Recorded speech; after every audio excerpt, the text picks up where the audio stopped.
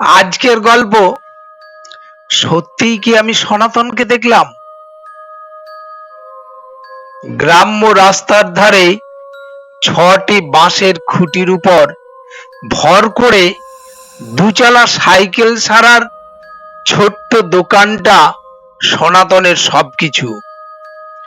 এই দোকান থেকে যা রোজগার হয় তাতে সনাতনের কোনো রকমে শাক ভাত খেয়ে খুব কষ্টে দিনপাত হয়। খদ্দেররা শুধু চাকা পাংচার হলেই আসে, আর যদি কাছের শহরে যাবার মতো সাইকেলের অবস্থা না থাকে তখনই। তবুও সনাতন দোকানটাকে আঁকড়ে পড়ে থাকে।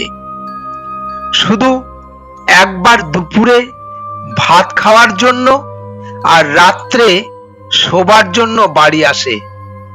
সনাতন আমার বাল্য বন্ধু, আমার যজমানির কাজ। দিনের বেলা খুব একটা যাওয়া হয় না, তবে প্রতিদিন সন্ধ্যা থেকে রাত 9টা-10টা পর্যন্ত সনাতনের সাইকেলের দোকানে বসে গল্প স্বল্প হয়। সনাতনের ছেলে প্রতিদিন চা নিয়ে আসে। চা খেতে খেতে গল্প করতে করতে কখন যে রাত 9টা-10টা বেজে যায় আমরা টের পাই না। সনাতনকে বলি, সনাতন এবার ওঠো, রাত 9টা-10টা হয়ে গেল। সনাতন তার জিনিসপত্র থলিতে ভরে উঠে পড়ে, হাতে কেরোসিনের লম্ফটা ঝুলিয়ে নেয়।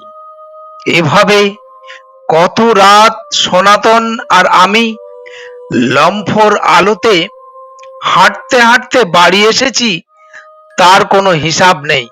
সেদিন সকাল থেকেই মেঘ ভাঙা বৃষ্টি আর ঘন ঘন বজ্রপাতের সাথে দিনটা শুরু হলো।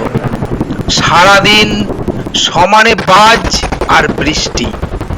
বিশেষ কাজ না থাকলে এমন দিনে কেউ বাইরে বেরোয় না। সন্ধ্যা নামার সাথে সাথে আমি আমার অভ্যাস মতো ছাতা মাথায় বেরিয়ে পড়লাম। সনাতনের সাইকেলের ঘরের চালা ঘরে বাতার বেঞ্চে গিয়ে বসলাম।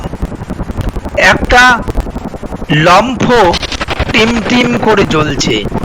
সনাতন গায়ে একটা গেঞ্জি পরে এক কোণে বস্তায় বসে খুক খুক করে কাশছে। আমি বললাম, কি সনাতন, শরীর খারাপ নাকি? সনাতন বলল,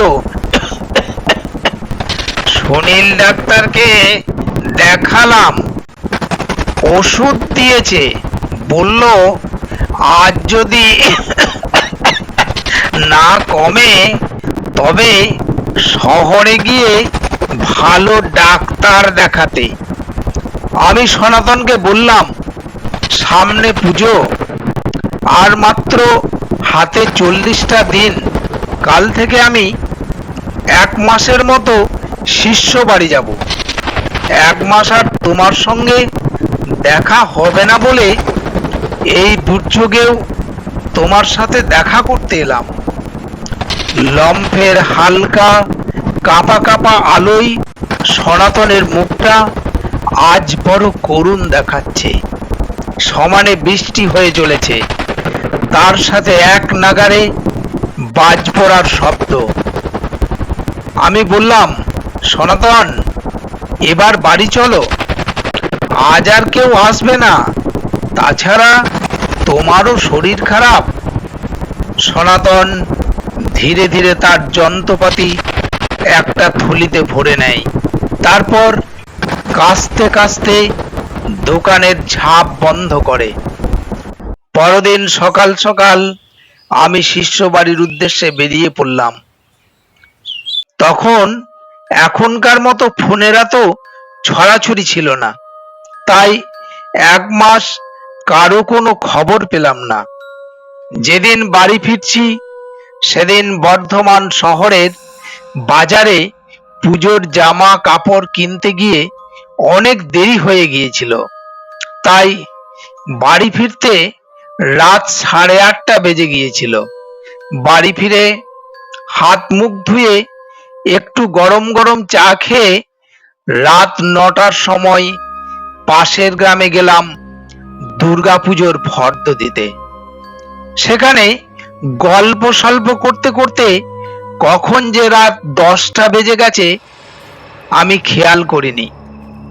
শরীরও খুব ক্লান্ত ছিল।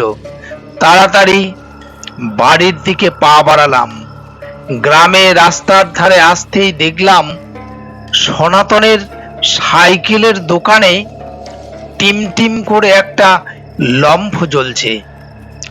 আমি ভাবছি, কই যাবার সময় তো অন্ধকার দেখলাম, তবে কি আমি অত খেয়াল করিনি? যাই হোক, 1 মাস সনাতনের সাথে দেখা নেই। আমি হাঁক দিলাম, কি সনাতন, কেমন আছো? তোমার শরীর কেমন? সনাতন বলে, এসো এসো, তোমার জন্যই বসে আছি। 1 মাস তোমার সাথে দেখা হয়নি। আমি দোকানে ঢুকে বাতার বেঞ্চে বসলাম। সনাতনকে কেমন যেন মনে হলো। আমার শরীর ক্লান্ত থাকার জন্য সনাতনকে বললাম, আর বসবো না ভাই, তাছাড়া অনেক রাত হয়েছে, চলো এবার বাড়ি চলো। সনাতন বলল, না ভাই, তুমি যাও, আমি সারা রাত দোকানেই থাকি। অনেকে রাত্রে সাইকেল নিয়ে আসে, আমি তাদের সাইকেল সারি। আমি ভাবলাম হয়তো যারা কয়লা নিয়ে যায় রাত্রে তারা হয়তো সাইকেল সারাতে আসে। তাই আমি আর কথা না বাড়িয়ে বাড়ি ফিরে এলাম। বাড়ি ঢুকতেই গিন্নি আমাকে বলল, আমি তো তোমাকে বলতে ভুলেই গেছিলাম, তুমি যেদিন শিষ্য বাড়ি গেলে তার পরের দিনই সনাতন শ্বাসকষ্টে মারা গেছে গো। এই কথাটি শোনার পর আমি স্তম্ভিত হয়ে গেলাম। আমি ভাবছি, তবে সাইকেলের দোকানে আমি আমি কার সাথে বসে গল্প করলাম?